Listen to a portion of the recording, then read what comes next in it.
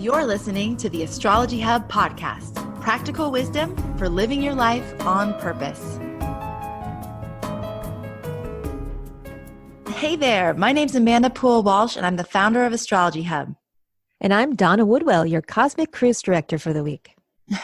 And we're here for your weekly forecast for the week of December 24th, 2018, and to give you a little glimpse into 2019 as well. All right, Donna, so tell us what's going on this week. Well, first of all, everyone, happy holidays. And can you believe that we made it through almost all the way through 2018? Mind-blowing. Every time, every year. I always say that. I'm sure people can relate. So Monday's forecast doesn't bode well for last minute shopping. There's a very tense alignment between the planets Mercury, which has to do with communication and commerce, and the planet Neptune, which has to do with illusion, delusion, and also intoxication. And having those two together is bound to bring frustration and miscommunications and confusions as a theme of the day. Now, in the daytime, if you're trying to run around and do some last minute shopping, it's likely you're not going to be able to find what you're looking for, or someone else will have just taken it off the shelf right before you arrived. In the evening hours, you probably want to make sure to have a designated driver and don't overdo it in the alcohol department, because that's a recipe for having all kinds of alcohol-related accidents. Okay, so extra careful with any sort of driving under the influence of anything. So plan to Uber, plan to have a friend or someone who can drive. And if we're out doing our last minute shopping, I mean, maybe we should just do it online just so we're not running around and there's less, but it's too late for that. So we can't really do that. Okay, so hopefully you've all been listening to the podcast and you've heard Donna say over and over not to wait till the last minute this year. But if you have, just give yourself a little bit more time and take some deep breaths and make sure you do some meditation in the morning so that you are more able to remain calm. And maybe give out some gift certificates and IOUs and go shopping afterwards. That's always an option. Okay, great. All right, so tell us about, for those people who celebrate Christmas, what's tomorrow, Christmas Day, going to be like? Okay, so harmony reigns in the early hours of Christmas morning. It's actually a very pleasant morning. But in the afternoon, there is a little bit of disillusionment. The moon squares planet Venus, which is often about pleasure and feeling loved. And for those of you who get a little sad around the holidays, there might be a moment where you felt like your expectations haven't been met, or you are feeling a little lonely because of the holidays. So I don't know, Amanda, how do you feel around the holidays? You know, Donna, I grew up in what was kind of like a little bit of an idyllic family setting. I have 3 brothers. My parents were super into the holidays, so it was always really festive and fun. And, you know, I've gone through a divorce and I live far away from my family now. So the holidays can actually be really like sad at times and lonely. And I definitely go through like ups and downs. So if you're out there and that's you're not alone, and everyone isn't like, you know, having the best time ever and you're the only one not.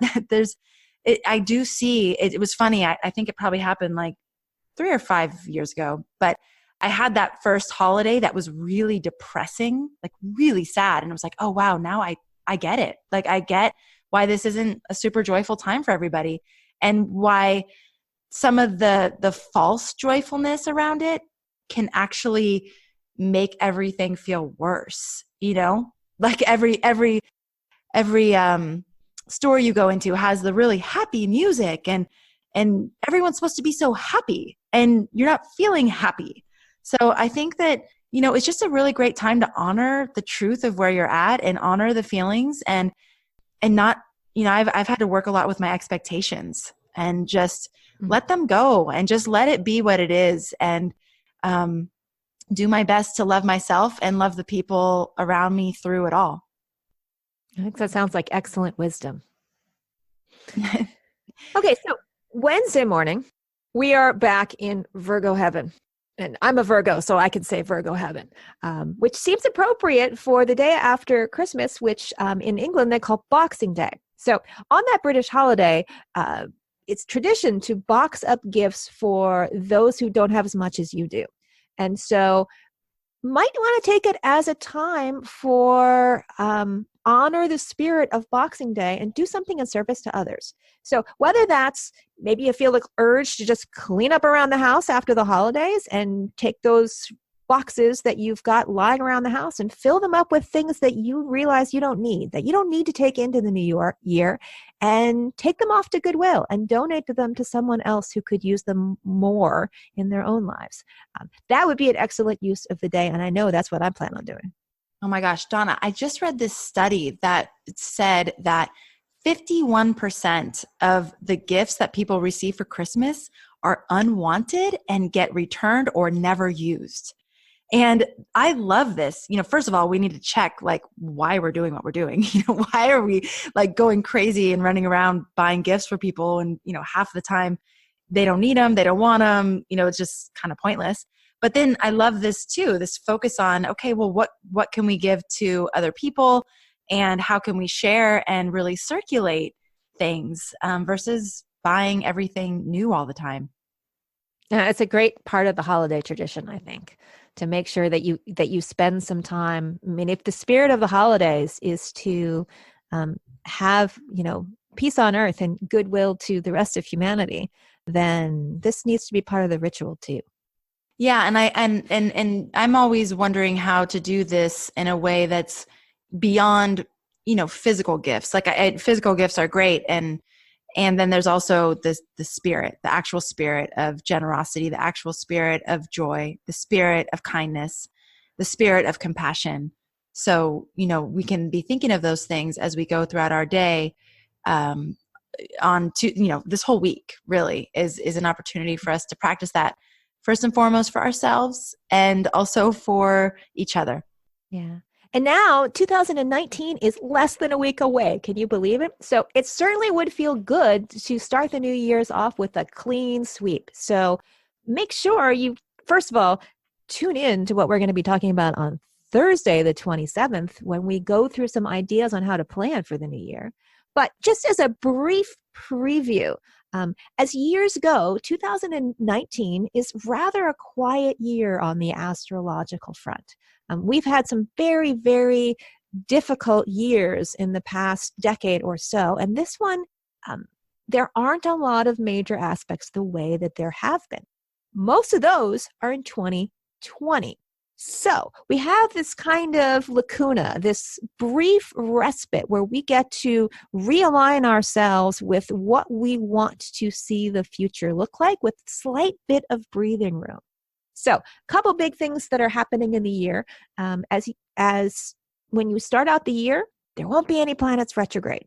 So what that's feeling like for the first 2 months of the year, and 2 months with no retrogrades is a very long period of time. It's usually not more than a month, if at all. And so 2 months is like you're on the roller coaster and you're going really fast down the hill. So that makes planning before we get to that point even more important than it usually is, because there won't be a lot of places to stop and catch your breath. The major aspect that's happening for the year is a tense alignment between Jupiter in Sagittarius, and Jupiter is all about how we uplift ourselves and connect to something bigger, whether it's idealistic or a belief or something that feels like makes us more than we thought we could be. And Neptune, who is in Pisces, and Pisces is all about our dreams and wishes for ourselves, but also our illusions and how we escape from what we don't want to look at, whether we're escaping into fantasy or into some kind of mind-altering substance or even into just binge watching whatever's on television that week. So as these two planets meet 3 times in January, June, and September, it's a really interesting opportunity for us to think about what do we believe in? What is important to us? What sustains us that we can carry forward into 2020 when things get complicated? Okay, so everybody, like Donna said, tune in to the Thursday podcast, the 27th, because we will be giving you lots and lots of great tips and tools you can use to lay out 2019 so that you're prepared for 2020. So I always like to think of this, Donna, as this in-breath period. There's out-breath and there's in-breath, and there's this natural cycle that we go throughout our day, throughout our months, throughout our year. And this year itself is basically like an in-breath. It's a gathering of our resources, a realignment period, and it's really getting us set up for the very active. And I mean, would you say that 2020 is going to be a lot of change, a lot of what if you had to say what 2020, what we're working towards, what would you call 2020? Transformation. Okay. Yeah, this is 2020 is the real change point. I think we've been dodging around oh yeah, stuff is happening, the climate's changing, I notice things, but we seem to not get serious about what needs to happen next. And 2020 is the moment where we go, oh my gosh, I really have to change my behavior. And what that's going to mean for all of us, I don't know yet, but it's certainly going to be one of those moments where it's not just talk anymore, it's our actions are going to start shifting to reflect the new normal. All right. So we're going to help you get yourself prepared, body, mind, heart, and spirit. And we'll be going through that on Thursday. All right. So let's talk about Thursday, the forecast for Thursday. We just went a little bit into 2019, but let's bring it back to this week. Tell us what the energy is going to be like on Thursday, Donna. Wow.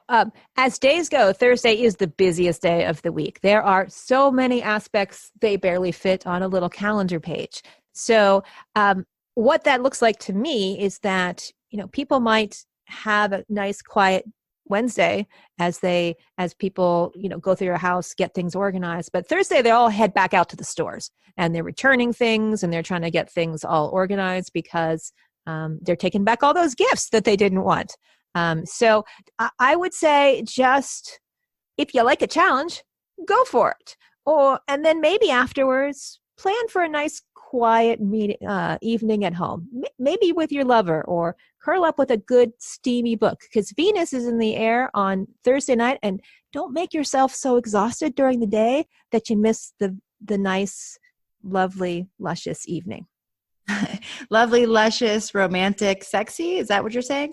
Sure. It's even sexier on Friday night, which we'll get to in a moment. But all right, let's go there. Such a Tell us about the weekend. Of course you want to go to Friday night already. All I had to do was say love is in the air on Friday, and Amanda's like, okay, I'm there. I am all signed up. So you might find more folks than usual are out and about town on Friday, going to nice dinners and romantic evenings. The planet Venus is in a close sextile to very intense, potent, and maybe a little obsessive Pluto. And that could be a very, very yummy evening, or it could be a very, very dark and intense evening, depending on your preference. So choose wisely on how you're going to use the energies for that day. And, all things in good fun should be fine at the end of the day. It is a nice, happy alignment after all, but it is still Pluto. And Pluto has a way of getting to the very bottom, deepest, darkest heart and corners of things. So would you say if we're in a relationship that it might bring up some of the things that we don't want to address or look at? It's a sextile that's usually an opportunity. And opportunities, if it does bring those things up, it's probably a moment for healing and talking through them, and not a moment where you're going to be afraid of the outcome. So if things do come up, then I would say go with them and see them as the gift that they are, to talk through something that you might need to talk through. But otherwise, I think it has more of the potential for you to explore. What did Carolyn Elliott call it the other in her episode? The existential kink. Exploring that would be really good on Friday night. Okay, very nice. All right, so let's talk about Saturday. Okay, well, the fourth quarter moon is happening on Saturday. So, and it's happening in the early hours of Saturday morning. So when we get to the quarter moons, generally feels like a little bit of a disturbance in the force.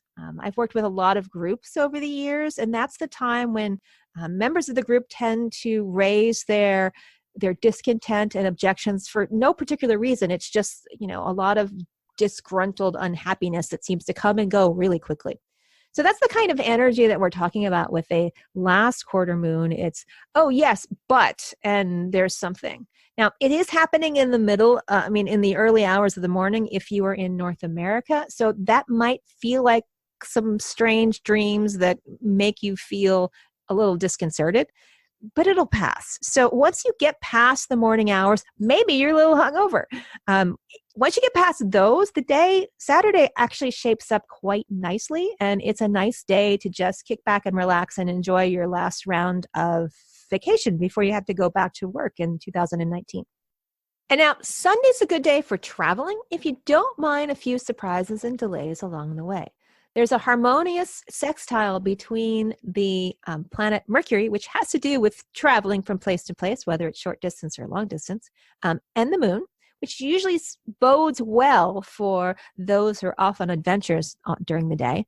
But it also opposes Uranus, which is the planet of surprises, among other things. And so if you are out and about, this is one of those times when you just don't mind a few surprises. They might be good surprises. They might be something you never thought of before. So take deep breaths and adapt to whatever life sends your way. All right. Sounds like a great week ahead, Donna. Thank you so much for the input. All of you, make sure you tune in on Thursday because we will be going through your 2019 goal setting and intention setting, and we will be keeping Saturn and Capricorn in mind. So how to work with the Saturn and Capricorn energy and how to prepare your mind, body, spirit, and heart for 2020 and all of the changes that are to come that year. Thank you, everybody, so much for tuning in, and we'll catch you on the next episode. Hi there, this is Amanda, and I am so excited to invite you to an epic event that will help you kick off your new year with everything you need to know to make it your best year yet. Join Astrology Hub for our 4th annual free New Year Forecast Marathon. I've invited 12 of my favorite astrologers to clue you into the major themes of 2019 and help you identify the opportunities and challenges as we embark on this new year.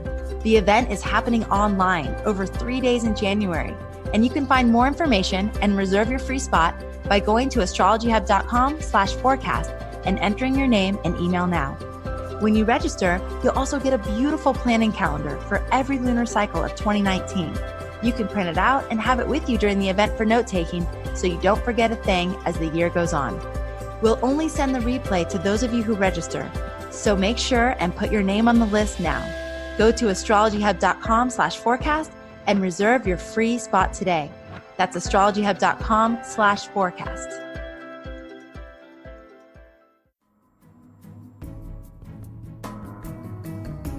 Thanks for listening to this episode of the Astrology Hub podcast. We can't wait to continue exploring with you and bringing you astrology's most practical wisdom so you can live your life on purpose. We'll catch you on the next episode.